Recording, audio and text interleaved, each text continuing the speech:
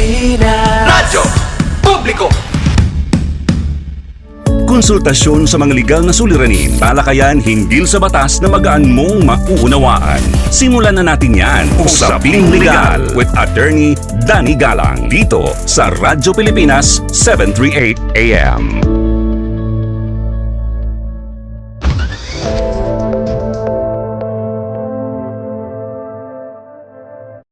Magandang araw ho sa inyong lahat.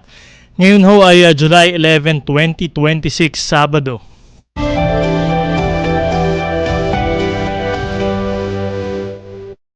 Ako po ang inyong lingkod, Attorney Danny Galang, at kayo'y nakikinig sa Usaping Legal sa Radyo Pilipinas, Radyo Publiko.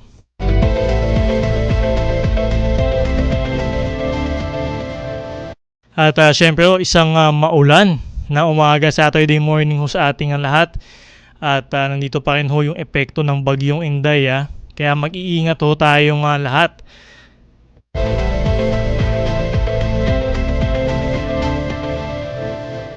At syempre ngayong araw ho na ito ay pagtatapos o graduation ho ng UP College of Law Class of 2026. So tayo ho ay nagtuturo din ho dyan sa UP. Kaya congratulations ho sa lahat ng mga magsisipagtapos ngayong hapon ho na ito.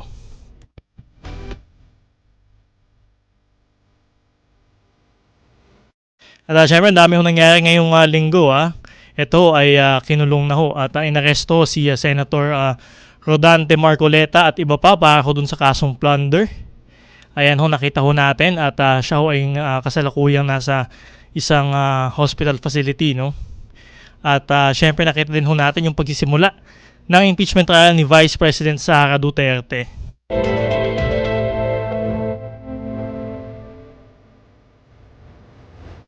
Kaya yan ho yung pag-uusapan ho natin mamaya kasi ho nagsimula na ho yung impeachment trial ni Vice President Sara Duterte nitong Lunes.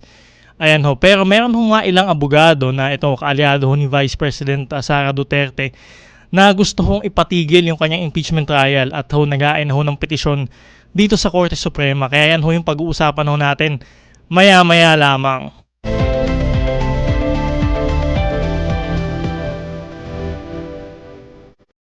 At syempre, napapakinggan ang Usaping Legal sa Radyo Pilipinas tuwing Sabado mula alas 11 ng umaga hanggang alas 12 ng tanghali. Tayo ay napapanood din ho sa Free TV dahil sa pagtutulungan ng Radyo Pilipinas at ng People's Television. Hanapin ang Usaping Legal at iba pang programa ng Radyo Pilipinas sa Channel 3 sa TV Plus at sa Channel 45 to 49 naman sa For the Box.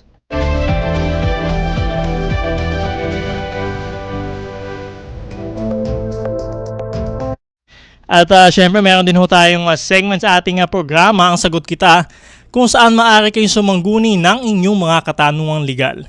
So paano ho makapagtanong sa ating programa? Mag-text sa inyong katanungan, komento o reaksyon sa cellphone number na 0917-626-1169, 0917-626-1169 sa oras ng ating programa.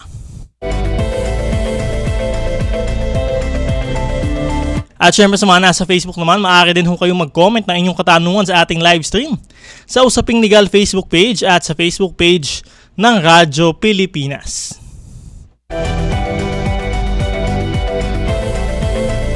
At syempre pansamantala ho muna tayong hindi napapakinggan sa Radyo Pilipinas 738 AM. Ayan ho.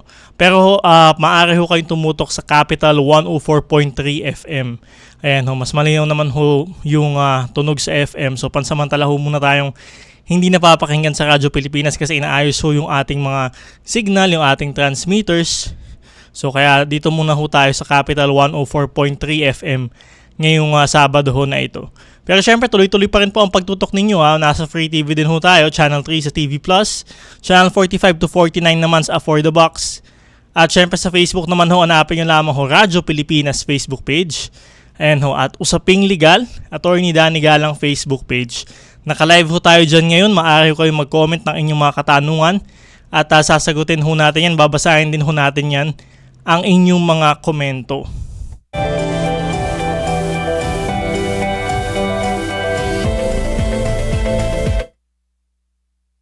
Ayan ho, sa pagbabalik ho ng usaping legal, pag-uusapan ho natin na itong naghain ho ng petisyon, itong grupo ng mga abogado at para ho ipatigil ang impeachment trial ni Vice President Sara Duterte. Makakasama ho natin si Atty. Israelito Torrio na isa sa mga petitioner at din ho ng Jose Maria College Foundation Incorporated College of Law. Magbabalik ang usaping legal matapos lamang ng ilang paalala. Tugon sa mga katanungang naaayon sa batas ang ibibigay. Usaping Legal kasama si Attorney Danny Galang sa Radyo Pilipinas 738 AM. Radyo Pilipinas is on Viber. Viber.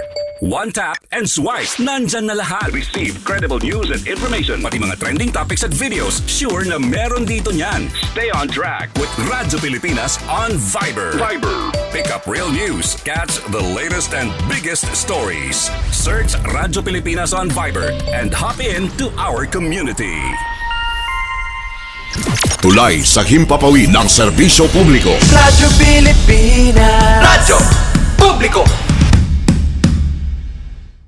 Tugon sa mga katanungang naaayon sa batas ang ibibigay. Usaping Legal kasama si Attorney Danny Galang sa Radyo Pilipinas 738 AM. Nagbabalik ang usaping legal dito pa din sa Radyo Pilipinas, Radyo Publiko.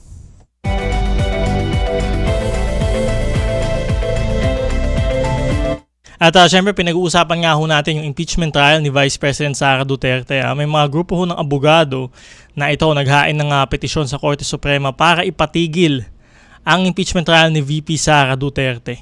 Kasi kung nakita nyo ho nung Lunes, di ba, ang presiding officer ho, ito ho yung unang nilang pinagtalunan Kung sino yung magiging presiding officer.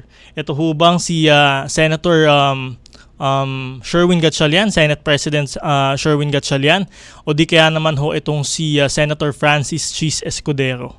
So ngayon lamang ho tayo nakita na ang naging presiding officer ay hindi ho mismo yung Senate President, no? Kasi ang Senate President nga ho ay si Senator Sherwin Gatchalian.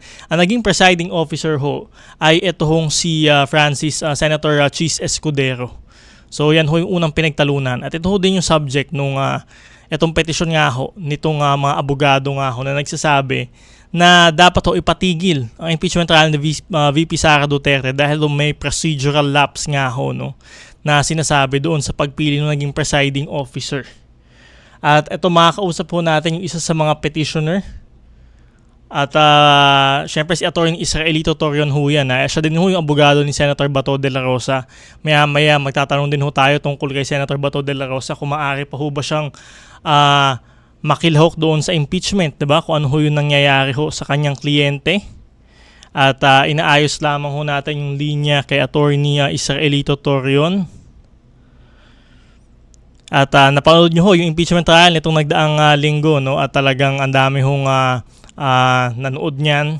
At syempre magkabilang panig ho ay presenta ho nila itong NBI agent na si Agent Kalilong.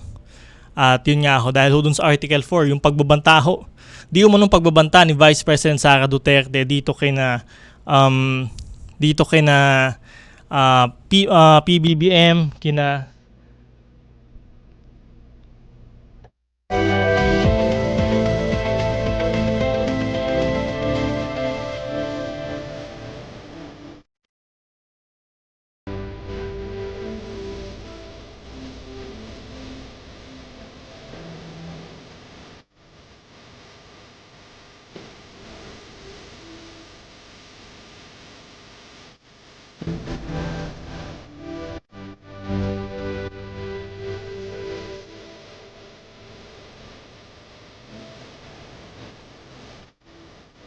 At inaayos lamang ho natin Magbabalik ang usaping legal matapos lamang ng ilang paalala. Tugon sa mga katanungang naaayon sa batas ang ibibigay. Usaping Legal kasama si Attorney Danny Galang sa Radyo Pilipinas 738 AM.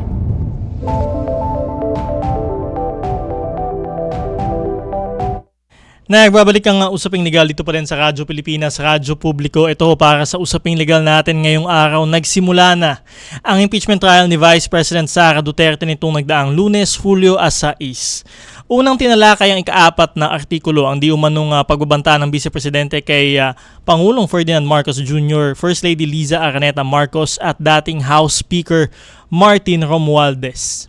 Samantala, isang grupo naman ng mga abogado na kaalyado ni Vice President Sara Duterte ang gustong ipatigil ang impeachment trial. Kaya naman sa ating tanong sa bayan ngayong Sabado, dapat bang ipatigil ang impeachment trial ni Vice President Sara Duterte? Ayan ho, ulitin lamang ho natin dapat bang ipatigil ang impeachment trial ni Vice President Sara Duterte?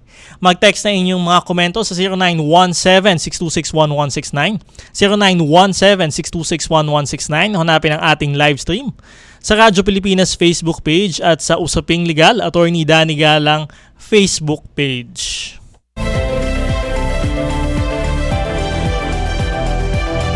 At syempre yun nga ho, ito yung grupo ni Attorney Israelito Torion ay siya din ho yung abogado ni Pastor Apollo Kibuloy at ni Senator Bato de la Rosa. Sila ho yung naghain ng petisyon sa Korte Suprema para ho ipatigil itong impeachment trial ni Vice President Sara Duterte o mag-issue ho ng injunction o temporary restraining order nga ho dito. So bakit ho nila ito pinapatigil? Dahil ho dun sa naging presiding officer. Kasi ho kung napanood nyo ho nung Lunes, syempre ang pinagbotohan ho dyan ay kung si Senate President Sherwin Gatchalian ang uupo bilang presiding officer. So nanalo ho yung mga boto na si Senator Chis Escudero ang umupo na presiding officer dito sa impeachment trial. So ayun ho. At syempre ang sinasabi ho ng grupo nila Attorney Torion ay maaari ho magkaroon ng mga procedural lapses nga ho, no? Kasi syempre napaka-importante ho nung role ng presiding officer dito sa impeachment trial. Kung napanood nyo ho yung unang 3 araw, syempre napaka-importante ho nung role niyan. At yun nga ho. Syempre ang gusto ho ng majority nga ho, no, ng ating mga senador ay yung uupong presiding officer ay isang abogado din ho. Syempre nakita nyo kung gaano ho ka-technical itong nangyayari hong impeachment, no. So dapat ho talaga ay hindi lang ho sapat, no, na may kaalaman sa batas, dapat ho talaga may sapat na training. At yun nga ho, si kasamang palad ho, syempre si Senator Sherwin Gatchalian, hindi ho ito yung linya ho niya, hindi ho siya abogado. At itong si Senator Chis Escudero, siya ho yung nag-practice talaga at naging abogado nga ho bago siya maging senador. Kaya ho nakita nyo naman ay talagang gamay na gamay ho niya, no? Yung procedure at yung trial nga ho mismo. At ayun nga ho, ito ang pinupunto nila Attorney Torion, hindi ho pwede na ang hindi ho upo na presiding officer ay hindi ho yung Senate President.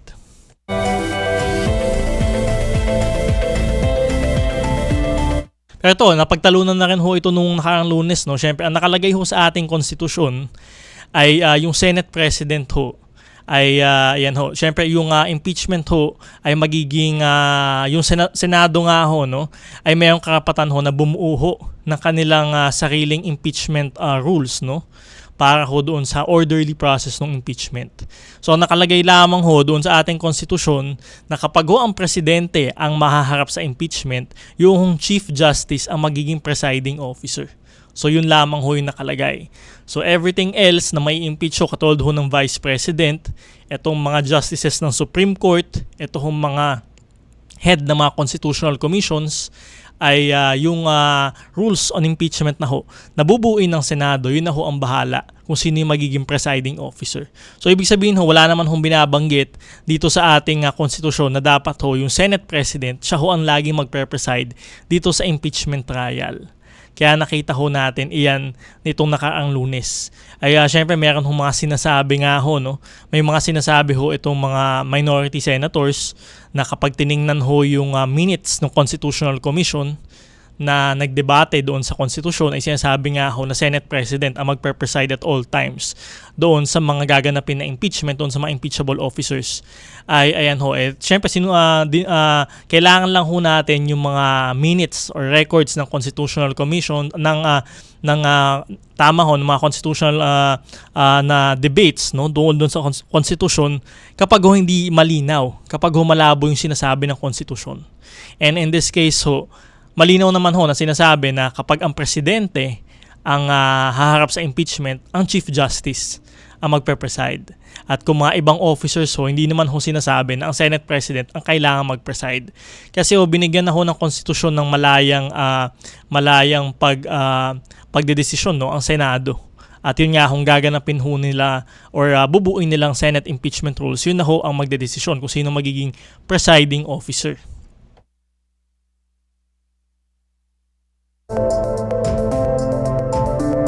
And syempre ang kanilang opposition din ho is itong Senate rules nga ho na kung saan sinabi na pwedeng maging presiding officer ang ibang senador na hindi nga ho yung Senate President, ay ito daw ho yung inaprubahan noong Hunyo, no, na kung saan kulang nga daw ho yung quorum.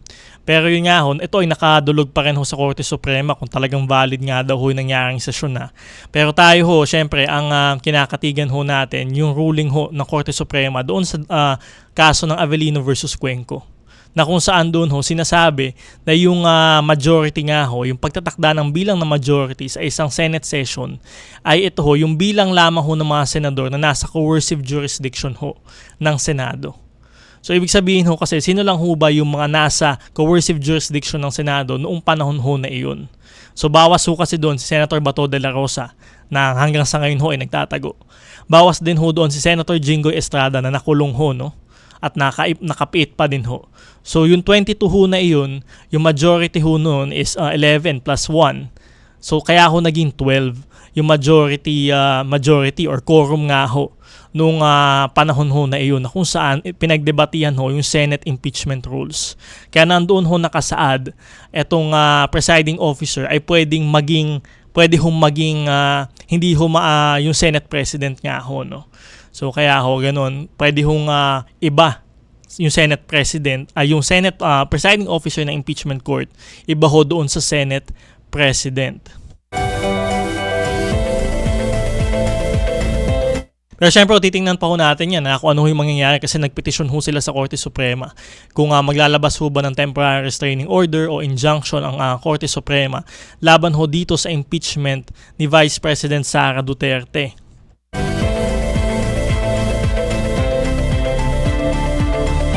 At syempre, nakita nyo rin ho yung naging trial, no? So ano ho ba yung palagay nyo sa naging trial dito sa impeachment ni Vice President Sara Duterte? Una hong tinilaka yung Article 4. Ito ho yung pagbabanta ni VP Sara dito kay Pangulong Marcos Jr., kay First Lady Liza Araneta Marcos at kay Senator dating House Speaker Martin Romualdez. So nakita ho natin yung pag-testify ng NBI agent, no, na nag-review ho nung video ho na iyon. At doon ho, nakita naman ho talaga natin yung nangyari. Dahil napanood naman ho talaga natin, napanood ho ng buong bayan yung video ho na iyon, no, kung paano ho nagbanta etong si VP Sara dito kay doon ho sa mga nabanggit, lalo na ho kay Pangulong Marcos Jr. So syempre ang pinupunto ho nila ay hindi daw ho yung pagbabanta, ay conditional lamang ho yun. Pero narinig naman ho natin yung mga binitawang salita. At yun nga ho, nag-hire ho daw ng assassin. At kung sakali nga daw ho na siya ay papatayin, ay pinapapatay din ho niya sila Pangulong Marcos Jr. So narinig naman ho natin yan, narinig ho yan ng buong bayan. Pero ang nakikita nyo ho kasi doon sa impeachment, syempre, yung mga technicalities ho. 'Di ba? Kaya nakikita nyo, ang dami ho nag-o-object. Pero isa hong magandang bagay yung nangyari na naipakita ho, naipalabas ulit yung video ho na yun. Kasi 2024 pa ho yung video ho na yun eh. Maganda ho na naipalabas, nakita ho ng buong bayan huli, ng mga senador nga ho, yung nangyari. So dito may motion ho sila na ipalabas yung buong 2 oras para daw ho makita yung context. Bahala na ho yung mga senator judges ho dyan kung gusto ho nilang panoorin yung 2 oras. Pero actually ito ho ay itong video ho na ito, I believe na isumite na ho ito sa kanila dun sa mga senator judges. Kaya kahit hindi ho ipalabas yung 2 oras ho na video, ay dapat ho naman panoorin ng mga senator judges yung 2 oras na video, no? Kahit ho na hindi ho ito televised. So ang maganda ho dyan is yung importanteng parte, yung mismong pagbabanta ay naging televised nga ho, no? Naging televised ho dito sa napanood natin sa impeachment trial. At syempre next week ho, no, ay makikita naman ho natin, pinagsabi na naman itong Chief of Staff ni Vice President Sara Duterte na si Attorney Zulaika Lopez. So siya ho ang magiging witness dito next week. So papanoorin ho natin yan kung paano ho siya tatanungin ng prosecution at syempre i-cross-examine din ho ng depensa. So matagal-tagal pa ho itong impeachment, may 90 trial days pa ho tayo. So mga ilang buwan pa rin ho ito, kaya kayo ay manood ho ng impeachment trial kasi napaka-importante ho malaman ho natin kung ano yung katotohanan. Ano ho yung, eto ho ba sinasabi nila pinagbibintangan lang, namumulitika lang, eto ho may mga ebidensya na ho na ipepresenta. Hindi lamang ho yung prosecution, pati ho yung depensa, so magkabilang panig, maririnig ho natin yung panig. At ayun nga ho, sana ho itong mga senator judges din ho natin ay bumoto batay sa kanilang konsensya doon ho sa kanilang makikitang mga ebidensya. Ito, sa pagbabalik ng usaping legal, sasagutin ko naman ang inyong mga katanungang legal. Mag-text sa inyong katanungan, komento o reaksyon sa ating programa sa cellphone number na 0917-626-1169, 0917-626-1169. Hanapin ang ating live stream sa Attorney Danny Galang Facebook page at sa Facebook page ng Radyo Pilipinas. Magbabalik ang usaping legal matapos lamang ng ilang paalala. Tugon sa mga katanungang naaayon sa batas ang ibibigay. Usaping Legal kasama si Attorney Danny Galang sa Radyo Pilipinas 738 AM.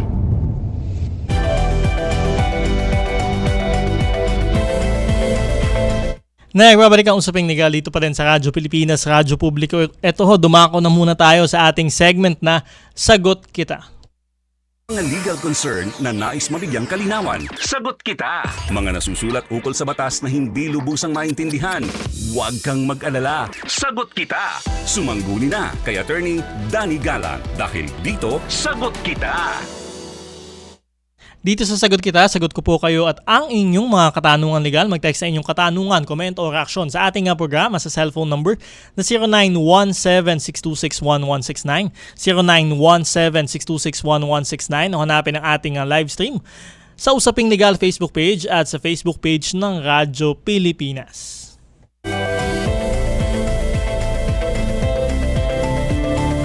At syempre batiin mo muna natin yung ating mga nanonood sa ating live stream. Hanapin nyo Radyo Pilipinas Facebook page at syempre Usaping Legal, Attorney Danny Galang Facebook page. Nandito na po si Boyet Pasiha, Etelem Rovilia, Alexander Cobrado, Noel Valeza, Josefina Espanyol, Joe Estrella Hernandez. Ayan, nandito na rin si Nelia Montefalcon, Dodong Gisolga, Asle Salinas, Alice Roshak, Jeto Olivar, Cadenas Ronelio, Ronald Manila, Helen Carillo, Robbie Rojas Becamon.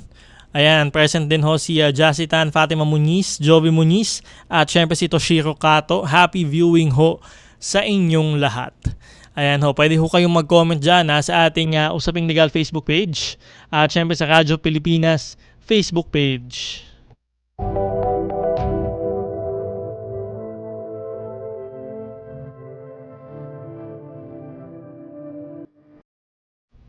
Eto, first question natin galing sa cellphone number ending in 9696.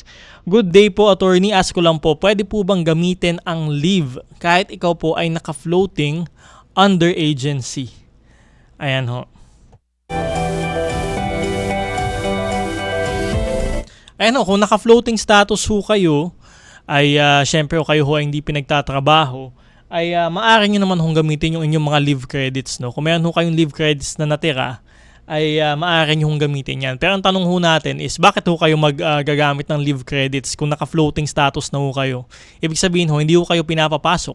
Naka-floating status ho kayo. So, ba't kailangan nyo pa hong mag-leave o lumiban sa trabaho kung hindi po kayo pinapapasok temporarily sa trabaho? So, yun lamang ho yung tanong ho natin dyan. Kasi ho, yung floating status, valid naman ho yan, no? Valid ho naman yan as a general rule. Yan ho ay kinakatigan naman ng ating labor code at ng Korte Suprema. So meron ho talaga mga trabaho na kailangan magkaroon ng floating status. Dahil nga ho, syempre, minsan mahina ho yung negosyo. Ayan ho, may mga inaayos ho doon sa negosyo. Ayan ho. Pero ang floating status ho, in general, as a general rule, hindi ho dapat tumagal ng 6 na buwan. So hindi ho dapat tumagal ng higit 6 na buwan yung floating status ho sa inyo. So bago ho dapat mag 6 months, ayan ho, matapos ho yung 6 months na floating status, dapat ho, kayo ho ay tawagan na ng inyong employer at sabihin ho niya kung kayo ho ba ay pababalikin na sa inyong trabaho o di kaya naman ho ay kayo ho ay tatanggalin na talaga permanently doon sa inyong trabaho. O di kaya with your consent ay kung kayo ho ay mas ilalagay pa ho sa floating status sa mas mahaba pa hong panahon. So ayun ho, pero dapat ho yan before the end of the 6-month period ay inform na ho kayo, tawagan na ho kayo kung kayo ho ba ay pababalikin pa ho sa trabaho o hindi na ho. So ayan ho yung sa floating status ho natin. So kung kayo ho ay may mga leave credits, nag-accumulate naman ho yan, ay syempre maaari nyo ho yan magamit. Kung usapan nyo ho ng inyong employer ay maaari ho yan ma-monetize, then maaari din ho yan ma-monetize. So yan lamang ho. At syempre kung hindi na ho kayo pabalikin sa trabaho, kailangan ho mabigyan kayo ng separation pay man lang. 'Di ba? Separation pay ho yan. At katumbas ho yan ng ilang buwang sahod ho ninyo sa bawat taon ng serbisyo. So ganyan ho yan. So dun sa nagtanong ho sa atin, bakit ho kaya nyo gustong gamitin yung leave credits naka-floating status na ho siya. So ayan ho, maaari pa ho kayo mag-text para mas malinawan ho ang ating yung sagot ho sa inyong katanungan.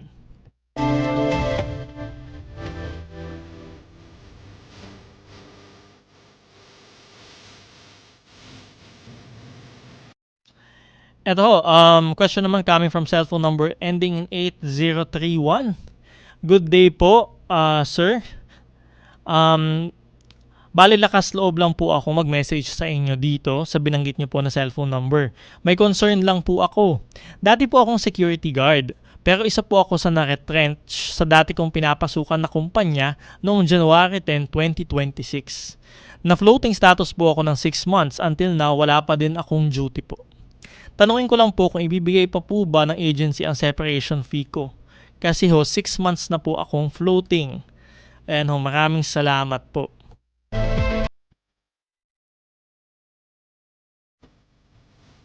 Ayan ho, floating status din ho yung pinag-uusapan dito. Siya ho ay isang security guard. Tapos siya ho ay nasa floating status January 10, 2026. So, ayan, 6 na buwan na ho yun, no? July, 6 na buwan na ho ngayong kahapon lang, July 10, 2026. So ang tanong ho niya, hanggang ngayon ay hindi pa rin ho siya pinapabalik, no? Kung mabibigyan daw ho siya ng separation pay. So sa madaling sabi, kailangan mabigyan ho kayo ng separation pay kasi kayo ay nasa floating status, tapos kung talagang tatanggalin na nga ho kayo ng inyong employer, ay ayan ho, kailangan ho mabigyan kayo ng separation pay katumbas ho ng inyong sahod per every year of service. So, ayan ho yung magiging separation pay nyo ho dyan. Kaya lang ho, syempre, katatapos lamang ho nung 6 months. Baka naman ho ipatawag pa ho kayo. Kasi kung ang January 10 ho nagsimula ang inyong floating status, ay ayan ho, July 10 pa lang ho kahapon. So, kaka-6 na buwan. So, baka ho tawagan pa ho kayo o kayo ay pabalikin ho sa inyong trabaho. Pero yung sabi nga ho natin kanina, yung floating status, valid naman ho yan hanggang 6 na buwan. So ayan ho, pero kung before the end of the 6 months, kailangan ho ay tawagan na ho kayo.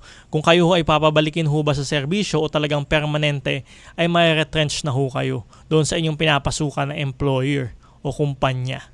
So ayan ho yun. Ay sa kanyang kaso ho ay wala ho pang tumawag sa kanya. Ay kung kayo ho ay na-retrench na ho, no, kailangan din ho valid yung mga grounds para ho kayo ay ma-retrench o matanggal sa trabaho. So sa ating labor code ang halimbawa ho ng retrenchment, syempre yung nangyari ho nung pandemya na kung saan wala ho economic activity, nagkaroon ho ng lockdown, marami ho ang natanggalan ng trabaho. Kasi nga ho, marami ho ang hindi na ho kayang magpasahod. So yan ho, valid ho yan na justification yung retrenchment dahil ho sa pandemic. O di kaya meron ho mga serious na business financial difficulties ang inyong pinapasukang employer. o kumpanya ay syempre valid ho yung pagtatanggal ho niya ng mga tauhan.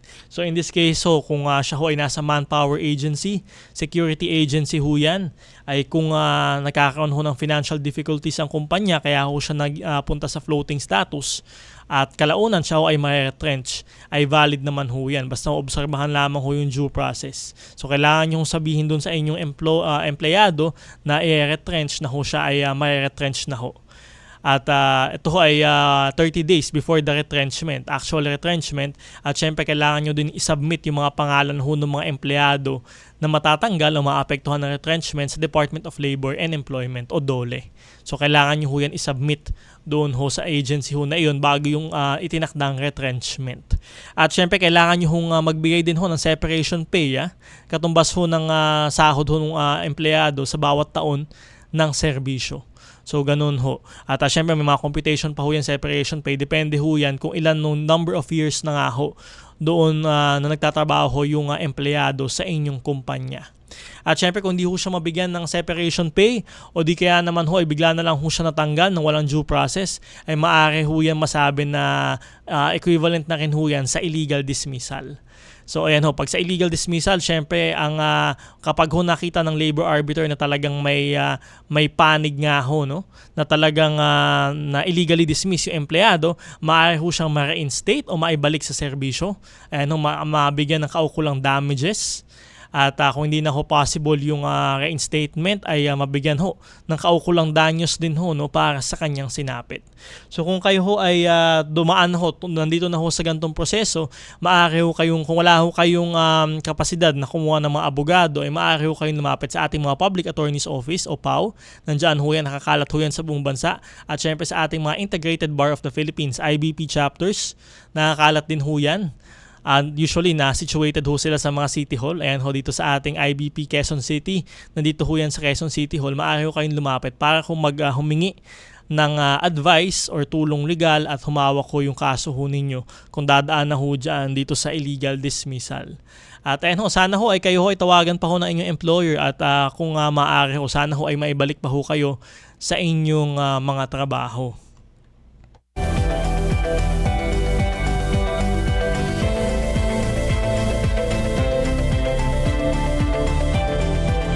At syempre wala na lamang ho tayong oras, maaari nyo sagutin yung ating tanong sa bayan ngayong Sabado. Dapat bang ipatigil ang impeachment trial ni Vice President Sara Duterte?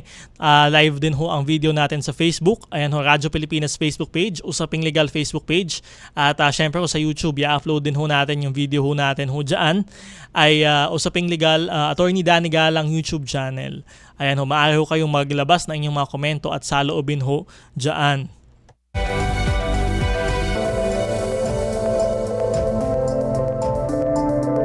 Diyan na ho muna nagtatapos ang ating programa ngayong araw. Maraming salamat sa ating mga nakasamang engineers at staff.